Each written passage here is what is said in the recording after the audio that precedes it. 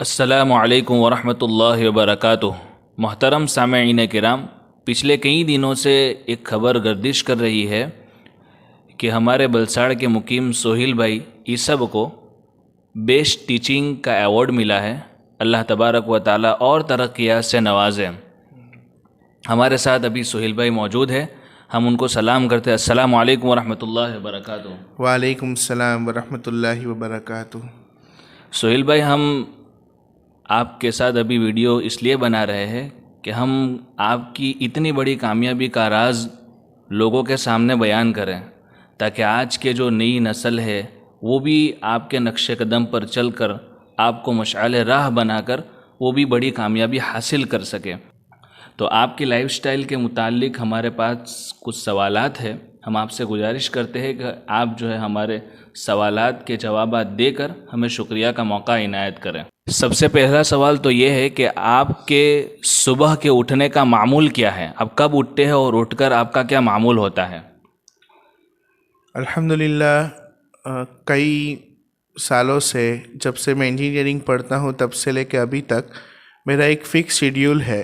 जैसे कि सुबह 4:45 पौने 5 बजे उठना और उसके बाद गुस्ल वगैरह से फ़ारिग होकर के पहले कुरान करीम की तिलावत, उसके बाद कुछ दुआ, नमाज और उसके बाद फ़जर की नमाज। सुबह उठने से लेकर के फ़जर की नमाज तक के अंदर में ज़िक्र तिलावत के अंदर में कुछ वक्त जाता है और फ़जर के बाद फ़ौरन से मेरे क्लासेस शुरू होते हैं। और ठंडी की सीज़न के अंदर में क्लासेस तो मेरे 6 बजे से शुरू हो ही जाते हैं। तो उसके अंदर में दरमियान में क्लास के दरमियान के अंदर में 5 से 7 मिनट का ऐसा वक्त रहता है जिसके अंदर में फ़जर की नमाज़ हो जाती है। माशाल्लाह, देखिए सुबह उठने का, बहुत जल्दी उठने का मामूल है आपका। आपको जो है खुशखबरी सुनाता हूँ। अबू दाऊद शरीफ की एक रिवायत भी है कि अल्लाह के हबीब अलैहिस्सलातु वस्सलाम ने इस उम्मत के लिए दुआ की है कि अल्लाह मेरी उम्मत के सुबह के वक्त में बरकत नाजिल फरमा। अब चूँकि आप अलैहिस्सलातु वस्सलाम पूरी दुनिया के लिए नबी बनाकर भेजे गए, इसलिए किसी भी मज़हब का कोई भी आदमी अगर सुबह के वक्त में अपना कीमती काम करेगा तो अल्लाह ताला उसमें बरकत अता फरमाएंगे। दूसरा सवाल हमारे पास ये है कि आपके पूरे दिन का मामूल के एतबार से आपका निज़ामुल औक़ात बना हुआ है या फिर ऐसे ही काम चलता है? दीन या दुनिया, कोई भी काम हो उसके लिए टाइम मैनेजमेंट बहुत इम्पोर्टेंट होता है, इसलिए पूरे दिन का शेड्यूल होना बहुत ज़रूरी है। मेरा पूरे हफ्ते का शेड्यूल होता है जो हर जुमा के दिन तब्दील हो जाता है। शनिचर से शेड्यूल शुरू होता है और जुमा के दिन पूरा होता है। फिर जो आइंदा जुमा से वापस से शेड्यूल नया बनता है और हो सकता है कि कभी रिपीट शेड्यूल भी हो। पूरा टाइम मैनेजमेंट जो है वो कॉपी भी हो सकता है, और बच्चों के हिसाब से, स्कूल के शेड्यूल के हिसाब से और कुछ पर्सनल वजह से और ख़ुद की पढ़ाई की वजह से भी शेड्यूल तब्दील होता है। और हर जुमा के दिन फ़जर के अंदर में शेड्यूल बनता है। टाइम मैनेजमेंट का होना ज़रूरी है, इसलिए शेड्यूल से चलना ज़रूरी है। माशाल्लाह, वक्त की हमारे इस्लाम में बहुत ही कदर व कीमत रही है, इसलिए आज की नए नस्ल के लिए तो बहुत ज़रूरी है कि वो अपने औक़ात की पाबंदी करे और फ़ुज़ूलियात से बचे। तिरमिज़ी शरीफ की एक रिवायत भी है, इन्न मिन हुस्नि इस्लामिल मर्इ तरकुहु मा ला यानीही, कि आदमी के इस्लाम की सबसे अच्छी खूबी ये है कि वो फ़ुज़ूल बात से, फ़ुज़ूल काम से अपने आप को महफूज रखे। जो आदमी फ़ुज़ूलियात से बचता है वो अपने वक्त को सही कामों में इस्तेमाल कर सकता है। तीसरा सवाल हमारे पास ये है कि आप अपनी ज़िंदगी के अहम कामों का फ़ैसला खुद लेते हैं या फिर बड़ों से मशवरा करते हैं, अपने वालिदैन से? किस तरह होता है ये फ़ैसला करना? वो तो हमारे हाथ में होता है, मगर एजुकेशन सिस्टम के लिए या फिर दीन दुनिया के कोई भी काम के लिए अगर कोई भी मशवरा लेना हो तो मैं वालिदैन, दोस्त अहबाब और कुछ आला दर्जे के शागिर्द और हमारे हज़रत पीर व मुर्शिद मुफ्ती इनाम उल हक साहब नक्शबंदी दामत बरकातुहुम से मशवरा करके और उनकी राय को पहले नंबर पे रख करके फिर मैं अपने हिसाब से फ़ाइनलाइज़ करता हूँ कि मुझे क्या करना चाहिए। माशाल्लाह, बहुत बड़ी बात है ये। आदमी का जब मकाम बढ़ता है तो फिर वो अपने आप को ही खुद अपना फैसल समझता है। और बाज़ अंग्रेज़ी तालीम याफ्ता जो दीन से बहुत दूर होते हैं, वो अपने ही आप को बड़ा समझकर अपना फ़ैसला खुद लेना चाहते हैं, और उसमें अहले बसीरत जो होते हैं वो समझ जाते हैं कि आपके फ़ैसले के अंदर कहाँ पर ख़राबी पाई गई। तबरानी शरीफ की एक रिवायत ये भी है कि वला नदीमा मनिस्तशारा, आप सल्लल्लाहु अलैहि वसल्लम ने ये बात इरशाद फरमाई कि जिसने मशवरा किया वो शर्मिंदा नहीं होगा। इसलिए एक बहुत बड़ी चीज़ है हम सब के लिए कि हम किसी भी बड़े काम के लिए अपने बड़ों से मशवरा किया करें। एक और सवाल हमारे पास है कि आपका अपने दोस्त अहबाब के साथ क्या ताल्लुक़ है? अल्लाह के फजल करम से अल्हम्दुलिल्लाह हमारे सब दोस्त अहबाब शरीयत व सुन्नत व सुन्नती लिबास के पाबंद हैं। उसके अंदर में कुछ उलमाए किराम भी हैं, कारियान किराम भी है, पढ़े लिखे इंजीनियर, मेडिकल साइंस के स्टूडेंट्स, डॉक्टर बन चुके हुए ऐसे भी है, और कुछ टीचर्स भी है। और सब दोस्त अहबाब माशाल्लाह मशवरे के अंदर में पहले नंबर के ऊपर दीन, दावत व तबलीग और अपने दीनी इल्म को रख करके मशवरा देते हैं, राय देते हैं। और माशाल्लाह सब दोस्त अहबाबों का बहुत बड़ा शुक्रिया कि ये कामयाबी के पीछे उनका बहुत बड़ा हाथ है। मैं एक बहुत छुपा हुआ रहना चाहता था, ज़्यादा एक्सपोज होना नहीं चाहता था, इसलिए मैं ज़्यादा किसी टास्क एग्ज़ाम्स के अंदर में ज़्यादा इन्वॉल्वमेंट नहीं देता था, बस अपने क्लास से काम रखता था।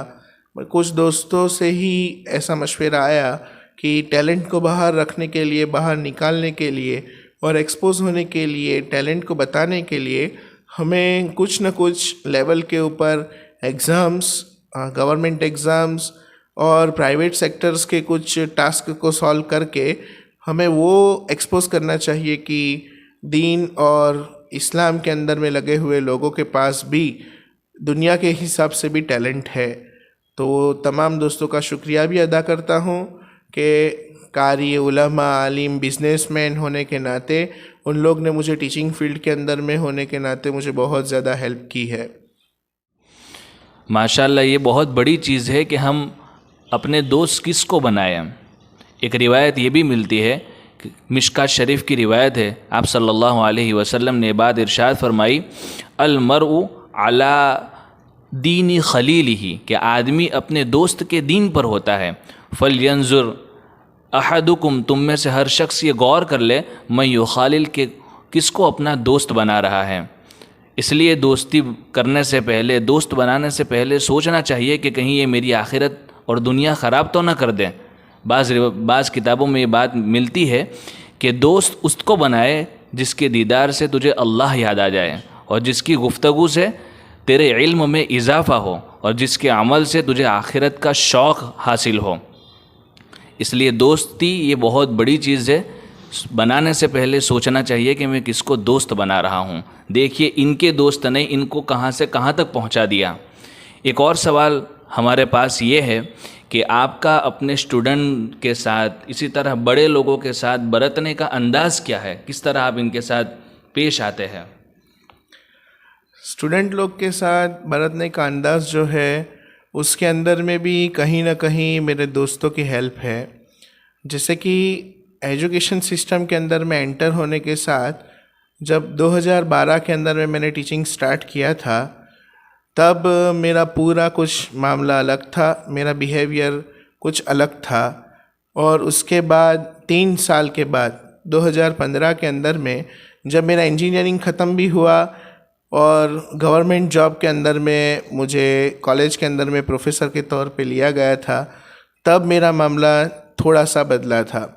जैसे कि पहले 3 साल के अंदर में 2012 से लेकर 2015 तक के अंदर में मैं मेरे स्टूडेंट्स लोग को एजुकेशन के सिवा दूसरी कोई बात करने का क्लास में अलाउ नहीं करता था, उनकी कोई भी चीज़ सुनता नहीं था। और थोड़ा मेरा ऐसा मामला था कि बहुत ज़्यादा स्ट्रिक्ट, बच्चे मेरे को देख कर के डरते थे, कभी मेरे सामने हंसते नहीं थे, और कोई भी दूसरी बात, उनके कोई भी प्रॉब्लम्स मेरे साथ शेयर नहीं करते थे। कुछ दोस्तों का मशवरा हुआ, कुछ बड़ों का मशवरा आया, वालिदैन का मशवरा आया कि आज की ये जो नई नस्ल है उनको एजुकेशन के साथ साथ दूसरे बहुत सारे प्रॉब्लम्स के अंदर में हमें हेल्प करना चाहिए, वो प्रॉब्लम्स में से बाहर निकालने के लिए। फिर मैंने थोड़ा सा अपने आप को चेंज किया और बच्चों की बात सुनने लगा, उनके प्रॉब्लम्स को शेयर करता था और बच्चों के साथ भी, और धीरे से मैंने अपने आप को थोड़ा तब्दील किया। फिर मैंने अपने क्लास का रिज़ल्ट देखा कि माशाल्लाह ये अपने आप को बदलने से अच्छा रिज़ल्ट आ रहा है, बच्चों की साइकोलॉजी चेंज हो रही है और बच्चों की जो मेंटालिटी थी मेरी तरफ की वो भी चेंज होती रही, और माशाल्लाह बच्चे अच्छे स्कोर करने लगे। उनके दूसरे सब प्रॉब्लम्स, फैमिली प्रॉब्लम्स, पेरेंट के साथ के रिलेशंस, अदर टीचर्स के साथ रिलेशंस, आपस के फ्रेंडशिप रिलेशंस और वो सब चीज़ों के प्रॉब्लम्स भी मैं हफ्ते के अंदर में एक बार ऐसा दिन रखता था जिसमें बच्चों के एजुकेशन के सिवा जो भी प्रॉब्लम हो उसके लिए एक समझो कोर्ट जैसा बैठती थी, और उसके अंदर में मैं उनको हेल्प करता था एज ए लॉयर, समझो कि उनके कोई भी प्रॉब्लम्स हो उसका सॉल्यूशन निकाला जाए। उसमें बच्चों के फाइनेंस प्रॉब्लम भी होते थे, फैमिली प्रॉब्लम्स भी होते थे, और वो सब चीज़ें भी मैं समझ करके उनको हेल्प करता था। माशाल्लाह बच्चे खुश होते थे। माशाल्लाह, बहुत बड़ी बात है ये कि ये तो चूँकि एक खिदमत ही हो गई, इसलिए कि उनको तो सिर्फ पढ़ाने के पैसे मिलते हैं, ये सब के तो पैसे नहीं मिलते, लेकिन अल्लाह ताला ने जब उनको ये इल्म दिया तो और लोगों के मशवरे पर चले तो ये कितनी बड़ी चीज़ हो गई कि बेचारे बच्चे किसको ये बात कहे, कोई सुनने वाला आज नहीं रहा, तो ये सुनकर इनके प्रॉब्लम्स जो है दूर करते, ये बहुत बड़ी बात हुई। एक आखिरी सवाल हमारे पास ये है कि आपने अब तक हलाल और हराम के मुतालिक क्या अंदाज़ लगाया और आपका क्या तरीक़ा कार रहा? मैंने इंजीनियरिंग ख़त्म करने के बाद एक स्कूल के अंदर में जो जॉब किया था तो वो स्कूल मुस्लिम कल्चर से थोड़ा अलग था। जैसे कि रिनोवेशन चल रहा था मेरे क्लासेस का, और मैं मंदिर के अंदर में मूर्ति के बाजू में बैठ के पढ़ाता था।